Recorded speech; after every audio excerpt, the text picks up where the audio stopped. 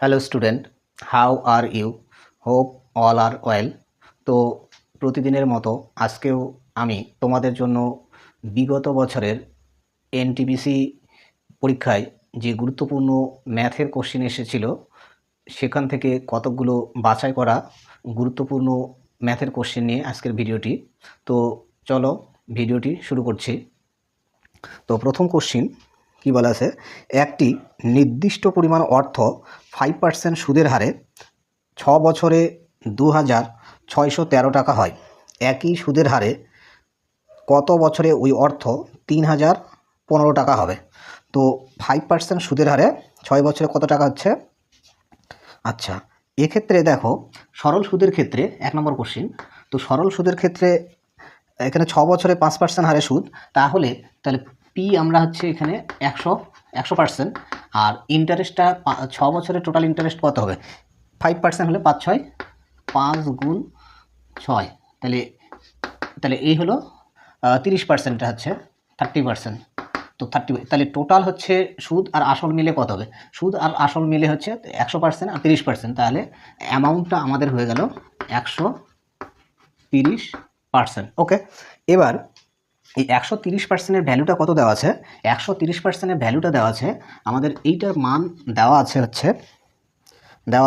2613। তাহলে এক্ষেত্রে আমাদের 1%-এর ভ্যালু কত হবে? 1%-এর ভ্যালু হচ্ছে আমাদের 130 দিয়ে ভাগ হবে, তাহলে 2613/130। আচ্ছা, এটা 13 দিয়ে তো কাটাকাটি যাচ্ছে, 13 দিয়ে কাটলে এখানে আমাদের থাকলো 10, আর হচ্ছে 13 দিয়ে কাটলে এটা 2, তারপরে এখানে হচ্ছে 0 হবে 1। তাহলে 13 দিয়ে কাটলে এটা, এবার 100%-এর ভ্যালু কত হবে? তাহলে 100%-এর ভ্যালু আমাদের এটা কত? এক্ষেত্রে এটাকে 100 দিয়ে মাল্টিপ্লাই করতে হবে, আমি নিচে আর লিখলাম না।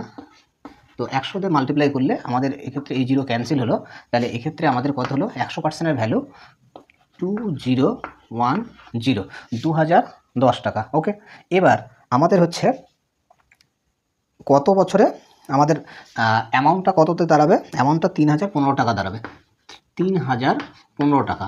তো এক্ষেত্রে আমাদের এই অ্যামাউন্ট থেকে আসলটা যদি মাইনাস করে দেই, তাহলে 2010 টাকা মাইনাস করলে আমাদের কত হচ্ছে?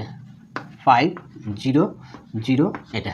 তাহলে এইটা কিন্তু হচ্ছে আমাদের, এইটা হচ্ছে সুদ হচ্ছে, এইটা আমাদের সুদ হচ্ছে। ওকে, এবার কত বছরের সুদ সেটা আমাদের বের করতে হবে। কত বছরের সুদ সেটা আমরা বের করব। তো এটা কিভাবে করা যায়? দেখো, আমাদের I=PRT/100 যে ফর্মুলা রয়েছে সেইটা ইউজ করব। তো সেইটা ইউজ করলে এক্ষেত্রে দেখো আমি লিখছি এখানে, তো আমাদের আয়ের মান কত? 1005 টাকা। আচ্ছা, পি মানে কত? পি মানে হচ্ছে 100%, মানে 2010। তাহলে 2010 এত, আর 5%, আর কত বছরের সেটা আমরা বের করব টি, আর নিচে হচ্ছে 100। তো এইটা সিম্পলিফিকেশান করলে কত হবে? দেখো, এক্ষেত্রে এই জিরো কাটা গেল, 5 দিয়ে কাটলে এটা হচ্ছে 2, তাই তো?